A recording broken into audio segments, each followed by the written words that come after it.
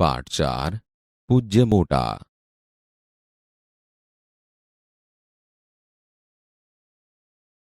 સંસ્કૃત ભાષામાં સંતોને પરમહિતકારી કહ્યા છે, તો વળી આપણી ભાષાના એક કવિએ તો ગાયું છે કે શાંતિ રે પમાડે તેને સંત કહીએ, સંતો વૃક્ષો જેવા હોય. પોતે તાપ વેઠીને બીજાને છાંયડો આપે, પથ્થર મારનારને ફળ આપે, માનવ સેવાનું હિત જેમને હૈયે વસ્યું હતું, એવા એક સંતની અહીં વાત કરવી છે. એમનું નામ પૂજ્ય મોટા. એ વાત સાચી કે પૂજ્ય મોટા તો એ પાછળથી બન્યા, પોતાના ઉમદા કાર્યો થકી. પહેલા તો તેઓ પણ મારી તમારી જેમ સામાન્ય માણસ હતા. એમનું બાળપણનું નામ ચુનીલાલ ભગત. વડોદરા જિલ્લામાં આવેલું સાવલી ગામ એમનું વતન. ઈસવીસન 1898ના સપ્ટેમ્બર મહિનાની 4મી તારીખે જન્મેલા ચુનીલાલના પિતાનો વ્યવસાય રંગાટી કામનો હતો. એમના દાદા ભાઈચંદ રંગાટી કામ માટે પંથકમાં પ્રખ્યાત, પરંતુ મનુષ્યના બધા દિવસો કાંઈ સરખા હોય છે? દાદાના અવસાન પછી ઘરની સ્થિતિ એવી કથળી કે ન પૂછો વાત. ચુનીલાલના પિતા આશારામને ના છૂટકે વતન છોડવું પડ્યું. પછી પંચમહાલ જિલ્લાના કાલોલમાં એક ઘર ભાડે રાખીને પરિવાર સાથે રહેવા લાગ્યા. ચુનીલાલને બીજા 3 ભાઈઓ હતા. ચુનીલાલ ભણવામાં વધુ હોશિયાર અને મહેનતુ. ચુનીલાલના માતા સૂરજબા ગામના લોકોના ઘરે દળના પાણી કરીને રોટલો રળી લાવે. કુટુંબનું ગુજરાન માંડ માંડ ચાલે. નાનકડા ચુનીલાલ ભારે સમજદાર. ભણતા જઈને બાને મદદ ન કરી શકાય એમ મનોમન વિચાર્યા કરે. એક દિવસની વાત છે. આ તેજસ્વી કિશોર તો પહોંચ્યો ઈંટવાડે. ભઠ્ઠાવાળા સામે છટાથી ઊભો રહીને કહે, મને કામ આપો.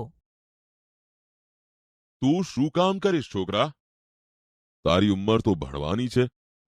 ચાનો માનો ઘરે જા, તારાથી ઈંટો નહીં ઉપડે.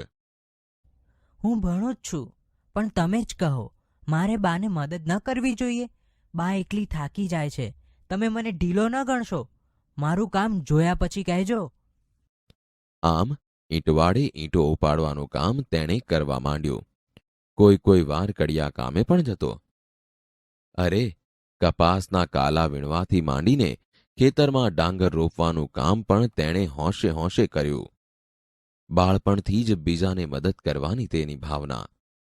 પરિવારમાં પણ સૌની ચિંતા કરવાની એની ટેવને કારણે ચુનીલાલ સદગુણી બન્યો. એ જેવો મહેનતુ એવો જ ચીવટવાળો. જે કામ હાથમાં લે એમાં પોતાનો જીવ રેડી દે. એથી ચુનીલાલનું કામ દીપી ઉઠે. બીજી એક ખૂબી પણ ખરી. ક્યાંય પણ એ જાય કોઈને ભારે ન પડે. બીજાને મદદ કરવા એ હરપળે તત્પર. ચુનીલાલ મહેનત કરતો ગયો અને ભણતો ગયો. 4 ધોરણ સુધી એ કાલોલમાં ભણ્યો, પરંતુ આગળ ભણવા ક્યાં જવું?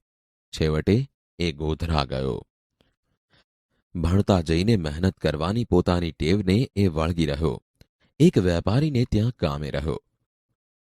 ચુનીલાલનું કામ જોઈને વેપારી તો રાજીના રેડ થઈ ગયા. આવો કહ્યાગરો છોકરો તો એને મળે જ ક્યાંથી? પરંતુ ચુનીલાલને અહીં ન ગોઠ્યું, કારણ કે વેપારી પોતે જ તોલમાપમાં ઘાલમેલ કરતો હતો. એટલું જ નહીં, ચુનીલાલ પણ પોતાની જેમ વર્તે એવું ઈચ્છતો હતો. ચુનીલાલને આવો ક્યાંથી મંજૂર હોય? એ તો સતનો વેપારી બનવા માંગતો હતો. વેપારીની નોકરીને સ્વમાનભેર છોડીને એણે તો પેટલાદનો રસ્તો લીધો. પેટલાદમાં ચુનીલાલે આગળનો અભ્યાસ શરૂ કરી દીધો. એમના સદનસીબે અહીં પ્રભાબા નામના એક દયાળુ બહેનની મદદ પણ મળી. સદગુણી ચુનીલાલ પ્રભાબાના પરિવારમાં દૂધમાં સાકર ભળે એમ ભળી ગયા. ભણતા ભણતા પણ તેઓ પ્રભાબાના ઘરના નાના મોટા કામોમાં મદદરૂપ થતા.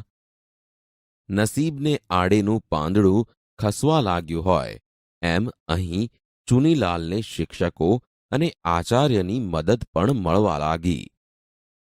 વળી જાનકીદાસ જેવા સંતનું હુંફાળું સાનિધ્ય પણ એમને સાંપડ્યું. ઈસવીસન 1919માં ચુનીલાલે મેટ્રિકની પરીક્ષા સારા ગુણથી પાસ કરી. ગણિત, સંસ્કૃત અને માતૃભાષામાં તો વળી એમણે 70%થી વધારે ગુણ મેળવ્યા હતા. કોલેજનું શિક્ષણ મેળવવા ચુનીલાલ વડોદરા ગયા. વડોદરામાં રહેવાની વ્યવસ્થા તો જેમ તેમ કરીને થઈ શકી, પરંતુ જમવાનો પ્રશ્ન મોટો હતો. જમવા માટે તેઓ માંડવી વિસ્તારની વૈષ્ણવોની હવેલીએ ચાલતા જતા. આમ પાર વિનાના દુઃખો વેઠીને તેઓ બીએના છેલ્લા વર્ષમાં પહોંચ્યા. એ સમયગાળામાં જ મહાત્મા ગાંધીજીના નેતૃત્વ હેઠળ આઝાદી માટેનો સત્યાગ્રહ શરૂ થયો હતો. ચુનીલાલ પણ દેશ સેવા કરવા માંગતા હતા. આઝાદીના જંગમાં એમણે ઝંપલાવ્યો. પરંતુ તેમને શિરે કુટુંબની જવાબદારી હતી. પોતે સારું ભણી ગણી લે તો જ કુટુંબને ઉપયોગી થઈ શકે એમ હતા. તો સામે પક્ષે ભારત માતાનો પોકાર સાંભળીને જંગમાં કૂદી પડવાનો ઉમળકો પણ ઉઠતો હતો.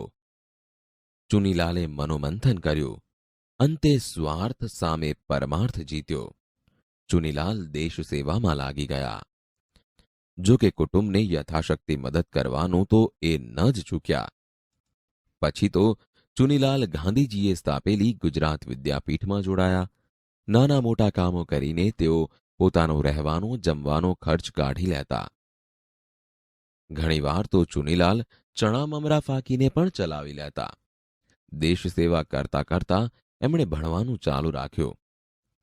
એ વખતનું એમનું નોંધપાત્ર કામ તે હરિજન સેવાનું. ધીમે ધીમે એમનું મન ભક્તિ ભણી ઢળવા લાગ્યું. શરીરનું સ્વાસ્થ્ય પણ વારંવાર લથડવા લાગ્યું. માંદગીની સ્થિતિમાં તેઓ પ્રાર્થનામાં લીન થઈ જતા. ભગવાન મારી સાથે છે એવો ભાવ તેઓ સતત અનુભવતા. ધર્મ સાધનામાં લીન રહેતા ચુનીલાલ એ દિવસોમાં જ બાલ યોગીજી મહારાજના સંપર્કમાં આવ્યા. તેમણે ચુનીલાલને ઈસવીસન 1924માં વસંત પંચમીના દિવસે દીક્ષા આપી. હવેથી તેઓ પૂજ્ય મોટા બન્યા. બાલ યોગીજીની પ્રેરણાથી તેઓ મધ્યપ્રદેશના સાઈખેડા ગામે રહેતા ધૂણીવાળા દાદા કેશવાનંદજીના શરણે ગયા. ગુરુ કેશવાનંદજીએ એમને ઉપદેશ આપ્યો. એ પછી તો પૂજ્ય મોટાએ મનુષ્યના મનનો મેલ ધોઈને એને સંસ્કારિત કરવાનો જાણે ભેખ લીધો. પાણીમાં રહીને જે રીતે કમળ પોતાની સુગંધ ફેલાવે અને સરોવરની શોભા વધારે, એ રીતે પૂજ્ય મોટાએ પણ સંસારમાં રહીને માનવ જીવનને સુખી અને ઉન્નત બનાવવાનો ઉદ્યમ આદર્યો. સામાજિક અને આધ્યાત્મિક પ્રવૃત્તિઓ માટે એમણે નડિયાદમાં તેમજ સુરત પાસેના ગામ રાંદેરમાં હરિઓમ આશ્રમની સ્થાપના કરી. પૂજ્ય મોટાએ મૌનનો ભારે મહિમા કર્યો. વળી નામ સ્મરણ દ્વારા પ્રભુની ઉપાસના કરવા સૌને પ્રેરણા આપી. પૂજ્ય મોટાનું એક ઉમદા કાર્ય તો કદી નહીં ભૂલાય. બાળકો સારી રીતે ભણી શકે તે માટે એમણે પ્રાથમિક શાળાઓના અસંખ્ય ઓરડા બંધાવ્યા. 60-70 વર્ષ પહેલા સાચે જ એ બહુ મોટું અને ઉમદા કાર્ય ગણાય. એવી જ રીતે જ્ઞાનની પ્રવૃત્તિઓને વેગ મળે એ માટે પારિતોષિકો પુરસ્કારો પણ શરૂ કર્યા. જ્ઞાન ગંગોત્રી જેવા પ્રકાશનો પણ એમના દ્વારા જ થયા. સમાજનો ઉત્કર્ષ થાય, મનુષ્યમાં સાહસ, સહકાર, ત્યાગ અને ઔદાર્ય જેવા ગુણો વિકસે તે માટે પૂજ્ય મોટા સતત પ્રયત્નો કરતા રહ્યા. એમની મહાનતા તો જુઓ. પરોપકારના અસંખ્ય કાર્યો કરવા છતાં એમણે નામની ખેવના ન રાખી. એટલું જ નહીં, પોતાના દેહાવસાન પછી પણ પોતાનું સ્મારક ન બને એ માટે પણ પૂજ્ય મોટા સાવધાન રહ્યા. લોકોનું જીવન સુખમય બને તે દિશામાં તેઓ સતત કાર્યરત રહ્યા. દેહ એમને માટે સાચા અર્થમાં ધર્મ સાધના હતો. 23મી જુલાઈ 1976ના દિવસે મહીસાગરને કાંઠે ફાજલપુરમાં પૂજ્ય મોટાએ દેહ ત્યાગ કર્યો. તેઓ ભલે દેહથી આપણો સાથ છોડી ગયા, પરંતુ પોતાના ઉત્તમ વિચારો અને ઉમદા કાર્યોનો વારસો આપણા સૌ સારું મૂકતા ગયા.